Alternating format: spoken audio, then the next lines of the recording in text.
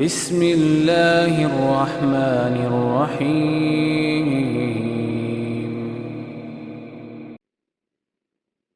رسول اللہ صلی اللہ علیہ وسلم نے فرمایا، عدل و انصاف ہی ایسی نعمت ہے جو انسان کو قیامت کے دن شرمندگی سے محفوظ کروائے گی۔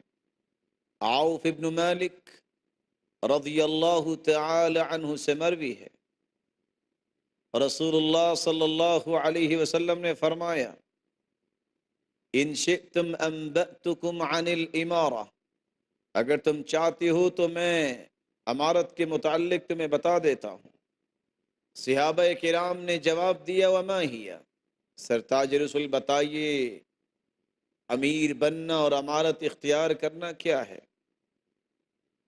فنادیت بأعلی صوت 3 مرات، 3 مرتبہ میں نے یہ بات دہرائی۔ وما ہی یا رسول اللہ صلی اللہ علیہ وسلم، اللہ کے رسول کیا ہے وہ؟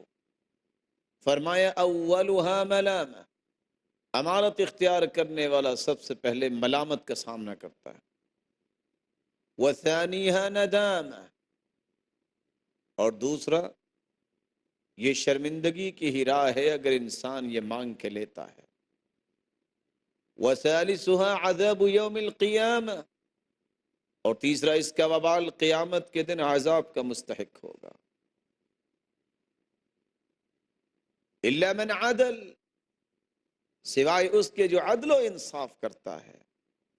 وَكَيْفَ يَعْدِلُ مَعَ قَرَابَتِي، امارت سنبھالنے والا اپنی قریبیوں کے ساتھ کیسے عدل کرے گا؟ یہ شرمندگی سے بچ سکتا ہے تو وہ جو عدل و انصاف کرتا ہے۔ بلکہ رسول اللہ صلی اللہ علیہ وسلم نے فرمایا کہ عدل و انصاف اتنی بڑی نعمت ہے، ایسے لوگ جو عدل و انصاف پہ قائم ہونے والے ہیں ان کی دعا کو اللہ رد نہیں کرتے۔ ابو ہریرہ رضی اللہ تعالی عنہ سے مروی ہے، ثلاثۃ لا ترد دعوتهم، الامام العادل، 3 ایسے خوش بخت ہیں کہ ان کی دعا کو رد نہیں کیا جاتا۔ پہلا شخص ایسا بادشاہ جو عدل و انصاف کرنے والا۔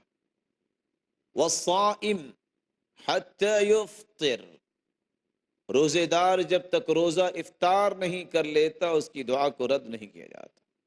ودعوت المظلوم، اور مظلوم کی آہ و پکار، یرفعها اللہ دون الغمم، اللہ اس کو بادلوں سے اوپر لے جاتے ہیں۔ وتفتح له ابواب السماء، آسمان کے دروازے کھول دیے جاتے ہیں۔ ویقول، اور اللہ فرماتے ہیں، وعزتی وجلالی لانصرنک ولو بعد حین، اے مظلوم تیری میں مدد ضرور کروں گا خواہ کچھ دیر کے بعد ہو۔ یہی وجہ ہے کہ عدل و انصاف تو صحابہ کرام کا شعار تھا، تمیز تھا۔